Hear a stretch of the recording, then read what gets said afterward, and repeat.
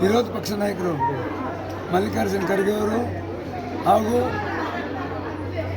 ಕರ್ನಾಟಕ ರಾಜ್ಯದ ಮಾನ್ಯ ಶ್ರೀ ಮುಖ್ಯಮಂತ್ರಿಗಳಾದ ಸಿದ್ದರಾಮಯ್ಯ ಸಾಹೇಬರು ಹಾಗೂ ಉಪಮುಖ್ಯಮಂತ್ರಿಯಾದ ಡಿ ಕೆ ಶಿವಕುಮಾರ್ ಸಾಹೇಬರು ಹಾಗೂ ಮಾನ್ಯ ಶ್ರೀಮನ್ ಸಾರಿಗೆ ಸಚಿವರು ಆದ ನಮ್ಮ ರಾಮಲಿಂಗೇಗೌಡ ಸಾಹೇಬರಿಗೂ ಇವತ್ತು ಸಾವಿರಾರು ಜನಗಳು ನಮ್ಮ ಪೌರ ಕಾರ್ಮಿಕರ ಬಗ್ಗೆ ಒಂದು ಯೋಚನೆ ಮಾಡಿ ಇವತ್ತು ಎಲ್ಲರೂ ಕಾಂಗ್ರೆಸ್ ಸರ್ಕಾರದಿಂದ ಕಾಯಂ ಪತ್ರ ನೀಡಿರ್ತಾರೆ.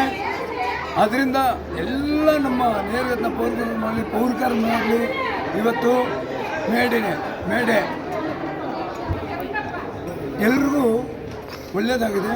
ಅದನ್ನು ಎಲ್ಲರ ಪರವಾಗಿ ನಾವು ಅವ್ರಿಗೆಲ್ಲ ಧನ್ಯವಾದ ತಿಳಿಸ್ತಾ ಇದ್ದೀವಿ. ಇವತ್ತು ಕಾಯಂ ಪತ್ರ ಕೊಟ್ಟಿರೋದಂದರೆ ಇಡೀ ಇಂಡಿಯಾದಲ್ಲೇ ಮೊದಲು ಬಾರಿ ಈ ಥರ ಕೊಟ್ಟಿರ್ಬೋದಂತ ನಮ್ಗೆ ಅನಿಸುತ್ತೇನೋ ರಿಯಲಿ. ಅದರಿಂದ ನಾವು 100 ಜನ್ಮ ಎತ್ತಿದ್ರು ನಾವು ಸಾಯೋವರೆಗೂ ನಮ್ಮ ಪೌರಕರನ್ನಾಗಲಿ, ನಾನು ಅಧ್ಯಕ್ಷರಾಗಲಿ, ನಮ್ಮ ಸಂಘದ ಪದಾಧಿಕಾರಿಗಳಾಗಲಿ, ಯಾರೇ ಆಗಲಿ ಸಾಯೋವರೆಗೂ ನಾವು ಸಿದ್ದರಾಮಯ್ಯನ ಸಾಹೇಬ್ರನ್ನಂತೂ ಮರೆಯೋಕ್ಕೆ ಆಗಲ್ಲ.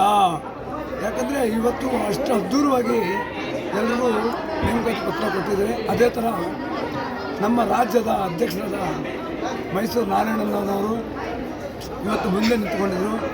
ಅದೇ ಥರ ನಾವು ಬೆಂಗಳೂರಿನ ಅಧ್ಯಕ್ಷರಾದ ಸುರೇಶ್ ಬಾಬು ಅವರು, ಕರ್ನಾಟಕ ರಾಜ್ಯದ ಉಪಾಧ್ಯಕ್ಷರಾದ ಮುನ್ರಾಜ್ ಅವ್ರಿಗೂ ಹಾಗೂ ನಮ್ಮ ಎಲ್ಲ ಸಂಘದ ಪದಾಧಿಕಾರಿಗಳಿಗೂ ನನ್ನ ವಂದಿಸ್ತಾ ಇವತ್ತು ನಮಗೂ ಒಂದು ಸಂತೋಷ ಆಯಿತು.